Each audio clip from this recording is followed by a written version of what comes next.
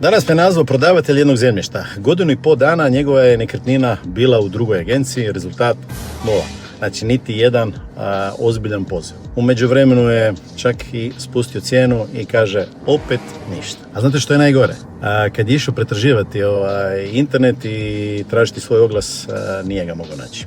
Da, riječ je o građevinskom zemljištu sa dozvolom, sa svim priključcima, dakle ono sve što svaki kupac mašta da ima. I sad odmah da budem jasan, ovo nije priča protiv agencija, ja sam isto agent, ovo je priča protiv lošeg načina rada. Jer ako vi kao prodavatelj ne možete pronaći svoj oglas, kako će ga onda pronaći jednostavno kupac? Danas više nije dovoljno da agencija objavi nekretninu na svojoj web stranici i na nekoliko portala. To je definitivno neki minimum. To nije jednostavno, ne možemo zvati ozbiljnim marketingom. To je po meni prošlost.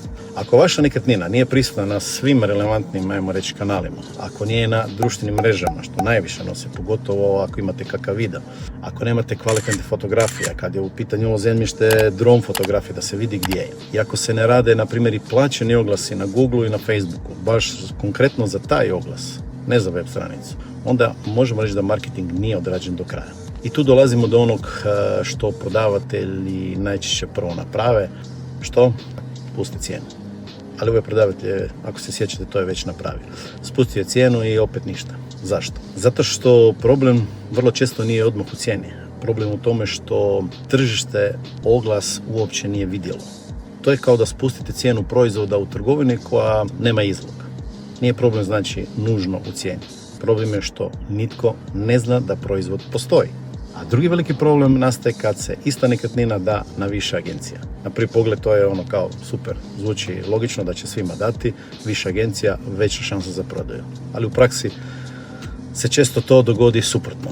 Svi imaju oglas, a nitko ne preuzima potpunu odgovornost. Nitko ne gradi jasnu strategiju marketinga. Nitko ne ulaže ozbiljno u promociju i na kraju dobijete više oglasa, različitih informacija, često nejasnu ili skrivenu lokaciju, a nekretnina mjesecima stoji vam bez pravog rezultata. Slično i kad agencija ima previše nekretnina u ponudi. Tada vaša nekretnina vrlo lako postaje samo još jedan oglas u nizu. Bez fokusa, bez plana, bez pravog marketinga. Zato ovakav sustav u praksi najčešće mogu kvalitetno provesti agencije koje rade samo isključivo posredovanje, koje imaju mali broj nekretnina.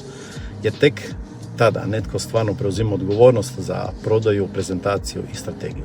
U drugim modelima često vidimo da se više štiti samo oglas nego interes samog prodavatelja.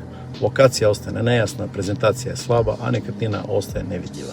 I zato je moja poruka vrlo jednostavna. Prije nego što spustite cijenu, testirajte marketing. Napravite profesionalne fotografije, napravite dron fotke, napravite video, uložite u plaćene oglase na Facebooku i na Googleu i pratite statistiku. Pogledajte koliko je ljudi stvarno vidjelo oglas, koliko ih je kliknulo i koliko se ljudi javilo.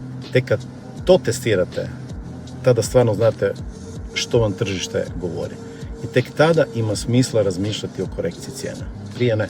Zato prije potpisa sa bilo kojom agencijom pitajte vrlo konkretno gdje ćete oglašavati moju nekretninu, hoćete li raditi video, hoćete li koristiti dron, hoćete li raditi društvene mreže, da li ćete ulagati u Google i Facebook kampanje baš za moj oglas, možete li mi poslati linkove svojih objava. Naprimjer, ja svojim prodavateljima pošaljem sve objave. Jer ako agencija ne može jasno pokazati gdje se vaša nekretnina vidi i što konkretno radi za vas, onda marketing nije napravljen kako treba. To bi bilo to. Toliko pozdrav dalje iz Marisa.